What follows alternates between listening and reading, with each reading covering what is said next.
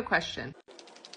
Let's talk about Old Testament wrath compared to New Testament, how it feels like we are talking about a completely different version of God. I mean, someone had asked the question about how they felt like, was it God instructing them to commit genocide and all of the evils that you see in the Old Testament or not? Take it at face value, it is certainly a different God. And I remember even in seminary struggling with, why does the Old Testament God seem so different? And a lot of people don't talk about it. Numbers 31 I've referenced as, like, I think the worst chapter in the Bible, just horrific. I think the answer is, what you're seeing is that's how people perceived God, and they perceived God telling them to do that. So yes, they wrote it down that way, and that is their understanding. And the shocker of all of it is, like, why would God allow them to think that about him?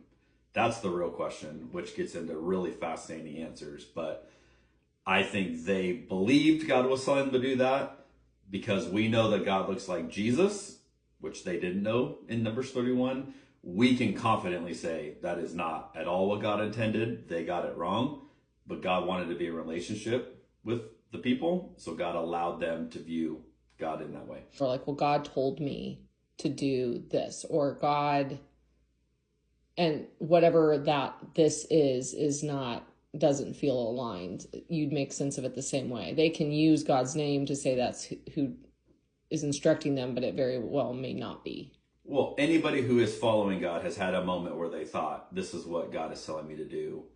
And to whatever degree you're right, great. To whatever degree you weren't right and that was you, and then now you've distorted the image of God. And there's certainly a theological term called progressive revelation, that as you read through the scriptures, starting in Genesis, and then you get to the New Testament, you're discovering more and more about who God is. And they don't know in Numbers 31 what God is really like. They think God's like all the other gods, as warrior God. And as you get to the New Testament, you go, oh, actually, God looks like Jesus. Was it even worth arguing with people like that? I don't think it's worth arguing. I think it's worth pointing out that if your view of God includes Numbers 31, that God can command genocide and rape and all of this, and that you can make sense of that with Jesus, then your God is anything. It's like a combination of all things. That's not anything compelling. If God looks like Jesus, then God can't also look like the God they portrayed in Numbers 31. So I show people, like, hey, Jesus is actually better than that, doesn't look like that, and you shouldn't follow a God like that.